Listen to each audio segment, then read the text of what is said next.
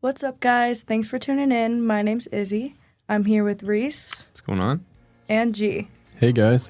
Welcome back to Let's get wasted.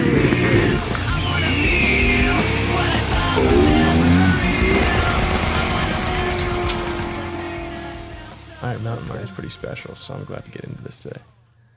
So Iron Mountain Mine is in Northern California for you guys listening. It's up in Shasta County, and this pollution is ongoing. It has been ongoing since around the 1800s, and it's almost like a self-sustaining sulfuric acid factory. And it's causing some detriment up there. We're going to talk about how over a century of human activity has triggered this ongoing geological and biological event. It's pretty much self-sustained, which is insane. And it's quite interesting. The Iron Mountain Mine is special in the sense that it produces the most natural acidic water on Earth than any other place in the world. What? We're always number one. I know, California. Yep. Gotta be the best. And best the at worst. everything, man. So usually when you think of acidic, what do you think of? Maybe like pH value of maybe like 4 to 5. Right, Something yeah. like that. Nothing too crazy. Maybe if you get down to something really, really bad, it's going to be about a 0. And for reference, water is about a 7. But back in the 90s, they actually took samples of this water. How about a negative 3.6? Whoa. It doesn't even compare to anything we really have on the pH scale nowadays. This stuff is so acidic, it just eats away at pretty much everything. That's crazy. I thought I heard of a story that the workers left a shovel in the water and it deteriorated overnight in the Iron Mountain Mine. It did. That as well. Yeah, they left an iron shovel in the side of the mine, kind of in a little pool of water. Overnight, it was down to basically the handle. That's crazy. It shows you if you left your fingers in there for maybe 20 minutes, it probably wouldn't do you too much good. That'd be terrible. Worse than a deep fryer, maybe. And so basically what kind of catalyzed this was the mining they were doing there. Opened up all these deposits to the air and created the ability for it to react with the air and water that kind of started this pollution.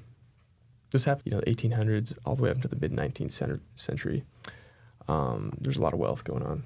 It was big, kind of on the tail end of the gold rush there. All the minerals that we can make a profit from. I'm sure the Industrial Revolution had a big effect. Exactly.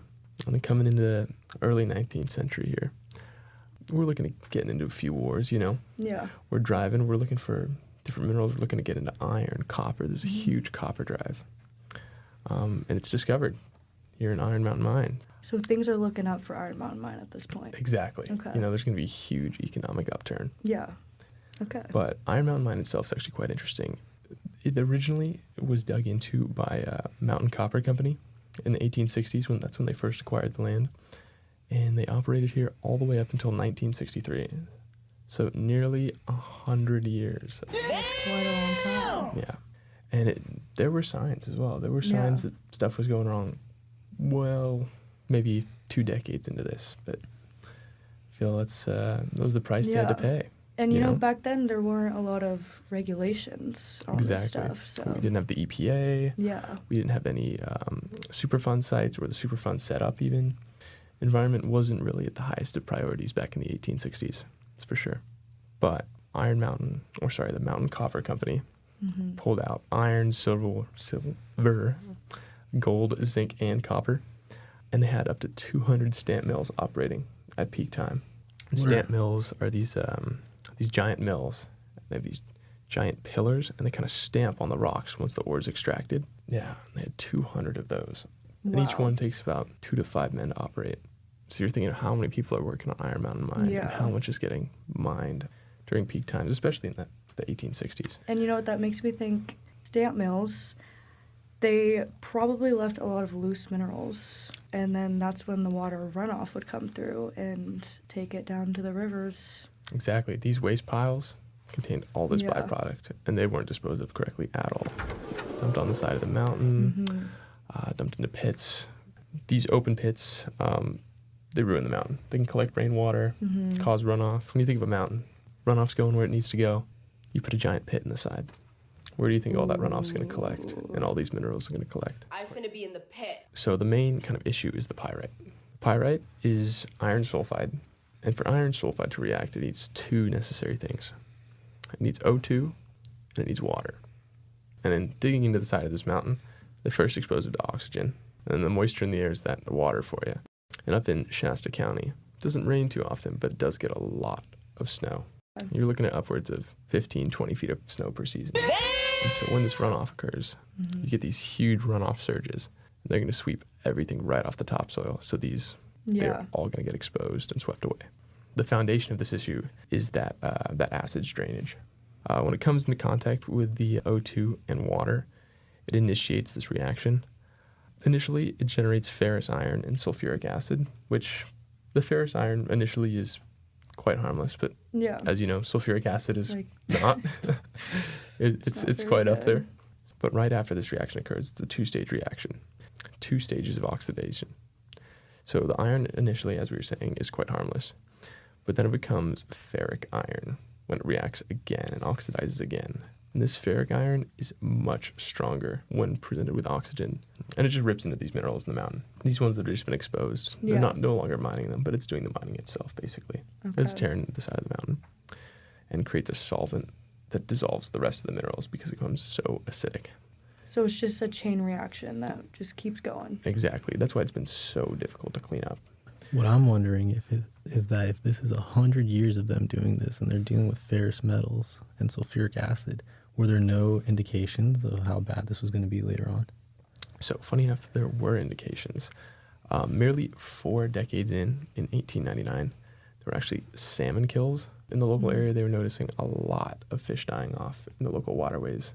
And this is only 4 decades into operation. And still, after this, they still operated for another 6 more decades. It's another 60 years after they started noticing these salmon kills, biological dead zones, stuff like that. They just continued. It was a profit over people kind of motive they were working with here. Do you think they knew that it was coming from the Iron Mountain mine? See, that's a great question. Back in 1800s into the 1900s, we didn't have a great idea of how fluid flow worked, into the environment, obviously from a lot of disasters like this. And so especially at that time when we're focused on more the gold rush, extracting these minerals, and, obviously we're coming off of the Industrial Revolution as well. It's not at the forefront of what people are thinking about. Environmental sustainability was not a priority at that time. Exactly. And further even today, so basically the fluid flow of this wasn't even just like the surrounding creeks, but it starts at, say, Iron Mountain Mine. And this is just, maybe 15, 20 miles northwest of Redding, one of the largest cities in Northern California. Okay. Quite a large population. Yeah. Do they get their water source from this water runoff? They do. So the initial seeps from the mine, they flow into Slick Rock Creek, Boulder Creek, and Spring Creek, which are kind of the 3 main tributaries into the Klamath River and the Klamath Reservoir, which does feed Redding. But more importantly, the Klamath Reservoir flows into the Sacramento River further downstream. Oh, okay. The Sacramento River feeds Sacramento and all the surrounding areas, and even down to some parts of the bay as well. It's a huge aquifer, and it feeds a lot of the local farming, households, suburbs, everything down kind of separated from that kind of high mountain isolation that you'd maybe think about with a disaster like this. But the trickle-down effects, per se, really have a big effect. Right. So theoretically, you would say that the water runoff would end up in the Sacramento River. Exactly. But was that ever proven? Yeah. It was proven. Upstream, near the Klamath River, tests proved that there were higher sulfuric acid concentrations and heavy metal concentrations than tributaries further downstream, say like the Folsom River or the American River. So there is some proof in the pudding, this mine affecting the waterways further down. So back on the heavy metal contaminant side of things, because I mentioned that earlier, these heavy metals included copper, zinc, cadmium, and since it's so acidic, these metals become a lot more soluble in a low pH environment, so they're more likely to get mixed in and carry further downstream than they would with, say, just pH 7 water. They can kill aquatic life super easily in this stage. They're creating ecological dead zones. Single-cell organisms are dying off. Right. The whole chain of it, the web, is completely messed up by this stuff. So are there secondary effects if an animal or a human eats a fish that was affected by this pollution? Oh, absolutely. That would affect them as well? Yeah. Okay. When people say you don't want to get mercury poisoning if you eat too much tuna. Yeah. It kind of affects in the same area Okay. here. The areas on the river further up. Since they're in these more rural environments, a lot of the water treatment methods maybe aren't as strict, and they don't go through as many process. You know what they say, like, well, at least it's saying drink Tahoe tap. Like, there's a huge emphasis on, tap water is clean. Yeah. It's in the mountains, so it's not held to as high of a standard because you're almost expected it to be clean. You're going to get exposed to these heavy metals, and you're going to be consuming these 100%. heavy metals, and over time, it's probably going to cause quite an issue. Yeah, if I was going up to Redding and I didn't know anything about this, I would immediately assume I could drink the tap water. Yeah. But yeah, these areas in Northern California, Redding, Shasta County, stuff like that, they're fully expected to reap the health effects of this after long-term exposure, heavy metals in drinking water, food, and trickle down even into crops and agriculture out there as well. So kind of a big issue. Yeah, you just mentioned Redding, California. I actually have a friend who grew up there and visited Shasta County all the time, and she loves to go hiking. And I'm going to text her real quick to see if she'd join us on the podcast and talk more about it. That'd be perfect. Oh, here, wait. I think she's calling me back. Okay. Hello? Hey, G. Hey, would you mind being on my podcast and telling me about Redding, California? Oh, I would love to tell you about Redding. Sweet. Let's get into it. All right. All right, guys. We've got my friend Ella Jacobs here today. Hey, guys. So, Ella, you grew up in Redding, and we would all love to hear about your experience living near Mount Shasta and visiting this beautiful, serene mountain. Thanks for having me, G. Yeah, I'd be welcome, happy man. to tell you about Redding. It's honestly so beautiful. Love it. So, the podcast today is actually about the acid mine drainage that occurred there. And I would just love to know your thoughts and just your opinions and experiences up there, how that was, if anything's changed or what you've heard. Right, okay. Well, every year my family would drive up to cut a Christmas tree in Redding, and over time, I guess I never really noticed that much wildlife. I remember when I was little, my dad would go fishing, and he would get frustrated about not catching that many fish. He would fish in Klamath. I don't know, was Klamath affected by Iron Mountain Mine? Yeah. Oh, yeah. It was. Mm-hmm. Okay, then that makes sense. Yeah, so I guess I did notice a decrease in animals in that sense. I also do remember signs being posted about the water being contaminated, and they advised people not to swim or drink it. But of course people still did. Yeah, we're actually talking specifically about the water quality there and all the environmental conditions. I remember you telling me that you love hiking up there and visiting the waterfalls. So I know you love to spend a lot of time outdoors, traveling. So how has this affected you directly? Have you heard about the health risks that occurred due to the Iron Mountain mine contamination? I mean, the water quality was definitely the largest concern. People already knew about it by the time I was growing up, so I didn't experience the health concerns because there were already precautions in place. But yeah, it was primarily affecting the water source. It is scary to think about that I could just be brushing my teeth and be exposed to contamination. Looking back, my parents did always buy bottled water and told us not to drink the tap water, which was definitely a precaution to health risks. Right. Definitely something to avoid was the water. So since it was already occurring while you were growing up, how did your community react? I remember a lot of people talking about it. I remember my neighbors being concerned about the drinking water as well. Some people even talked about moving due to the information being put on the news and, just public talk about it. Yeah, absolutely. Do you remember what news was circulating within Redding regarding the Iron Mountain mine leak? There was a lot. Is there anything in particular you want to know? Yeah, so tell me how people viewed it, if you recall, whether it was something really serious or people really weren't paying much attention to it. I would also like to know if news of this spreading decreased visitors from showing up and if it lowered your community's morale. I was pretty young at the time, but I do remember there was quite a bit of news coverage regarding environmental and health issues that the mine was causing. Shasta County has quite a few popular hikes and nature areas. It definitely took a hit due to all the news coverage. Many people, I guess, were not inclined to hike in that area due to the toxic metals, and it was also killing the environment. So I guess the scenery took a bit of a hit as well because the contaminated water was killing plant life. So I heard. Yeah, that's so unfortunate to hear because I'll see the pictures that you post when you go back home and they're just amazing. The place looks surreal. It's so cool, and I'd love to visit sometime in the future, but when you do think about the future of your hometown and the scenery you grew up enjoying, like the waterfalls, the forests, and the local towns, do you ever worry that the contamination could eventually take away from what Redding has to offer?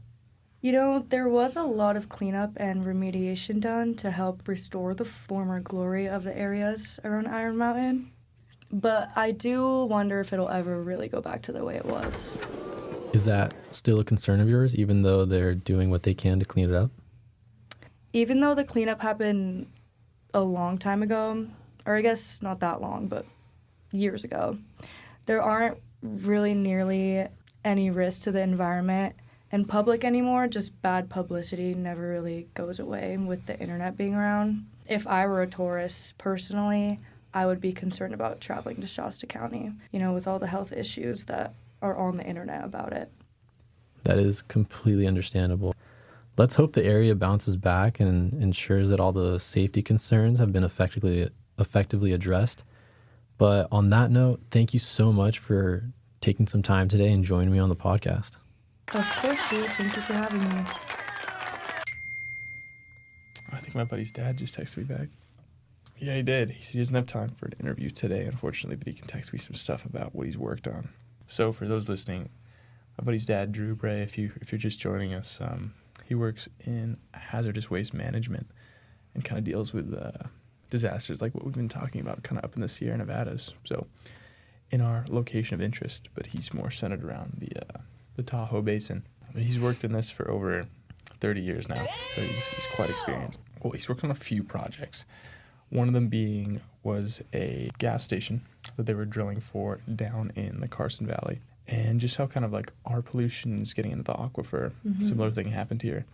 They drilled a bit too deep and broke into one of the aquifers below ground, and the gasoline tank they were installing began leaching into the aquifer below. Yikes! And started causing a variety of issues, especially with drinking water, like we were mentioning. In the Carson Valley area, there's not typically a lot of rainfall, so a lot of the drinking water is coming from these ground wells and tapping into these aquifers. And so similarly, this gasoline pollution was getting into these aquifers and getting drawn up elsewhere in tap water, in agricultural water, stuff like that, being sprayed on crops, drank, stuff like that, and causing a few major issues. And so in dealing with that, it's quite a bit tricky, he was mentioning. You have to kind of address the surrounding landscapes, what's tapping into that water. And unfortunately for something like that, it's a lot of, you just kind of have to let it sit and kind of run its course because it's so deep in the aquifer. There's not much you can do except get rid of the source and have it kind of run through. And then similarly as well, actually, was a similar kind of leak up at one of our local ski resorts up at Sierra Tahoe, which he worked for a while. And that was with gasoline as well, coming from one of the snow equipment, so one of the chairlifts. And similarly, this is also a mountain, so much similar to our mine situation here. They had these pollutants up top, and due to the snow melt, they were getting carried downstream really, really fast. Okay. And luckily, so the upper areas where we are, a granite topsoil, bedrock underneath, so it's quite easy to track where flow's going, and it's quite predictable.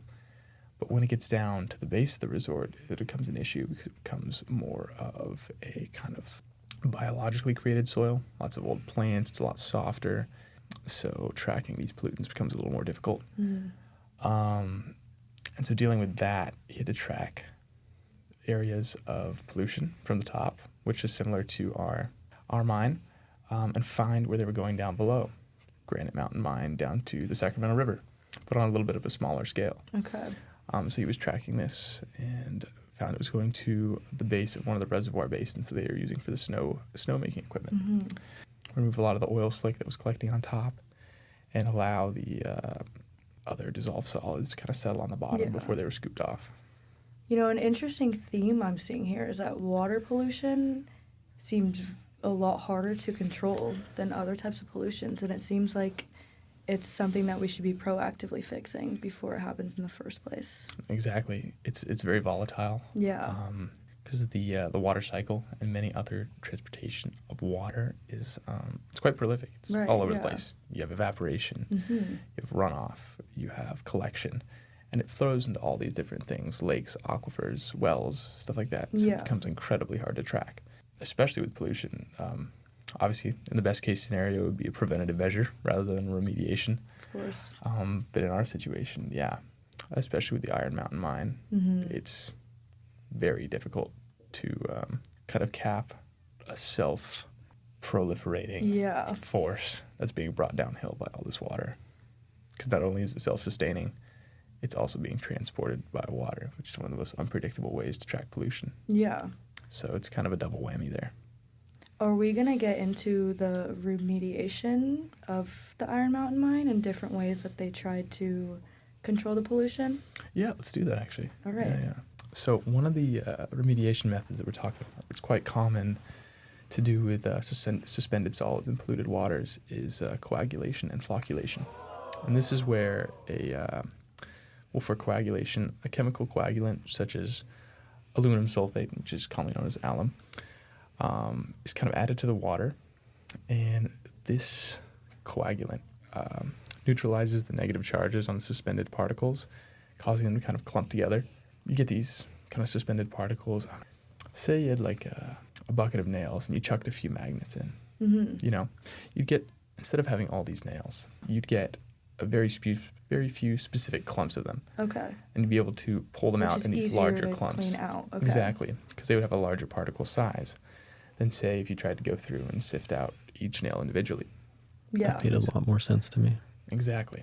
And so that's kind of what coagulation does. And so when we Okay. add these chemicals or alum Mm-hmm. into a body of water, it'll create these larger clumps that we can scoop out.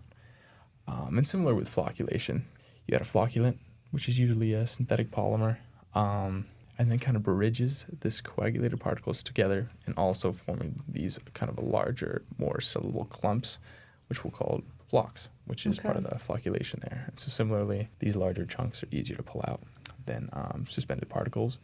And a lot of the times, say when you see like muddy water, that's your suspended particles. All those dirt particles, dust, are kind of suspended in the water, creating it to be cloudy. Mm-hmm. But when this occurs, it kind of creates that silt on the bottom. And so some examples of that in small scale, Tahoe had an issue with this, funny enough, where I'm from, and also where Drew Bray worked on a lot of the stuff he does. Mm-hmm. An organization called Keep Tahoe Blue was having issues with lake clarity due to the fact, because we get a lot of snow up there, and we're constantly salting the roads, to cause snow to melt, stuff like that. But unfortunately, the salt we were putting on the roads and the runoff that it was creating with melting the snow was creating a lot of suspended solids in the lake and ruining lake clarity. Okay, I've never thought about that being an issue before. Yeah, and so originally they just had to scoop the snow up, put it into the woods, and hope the suspended solids would settle as it melted off and not work their way down into the lake. But they were still having issues with that in a lot of runoffs in Taylor Creek, in a lot of the different marshes around Lake Tahoe. And so what they had to do is they had to kind of redesign their grit in a way that would work as a coagulant. So these smaller dust particles that would run off the road would coagulate and be larger. And so even if they did run into, say, a marsh or even into the lake itself directly, they would be able to settle on the bottom and not remain suspended due to their larger particle size. So, that's kind of on the small scale. But also this occurred at Iron Mountain Mine as well. All right, wasters, that's a wrap on Let's Get Wasted. The only place where getting wasted is actually good for the planet. If you like getting wasted with us today at Iron Mountain Mine, go ahead and crush that follow button like an aluminum can. And don't forget to drop a 5-star review and recycle this episode straight to your friends, the messy ones who definitely need help sorting their waste and their lives. We'll be back next week with more trash talk. And more reasons to actually care about where your garbage goes. Stay clean, stay green, and stay wasted.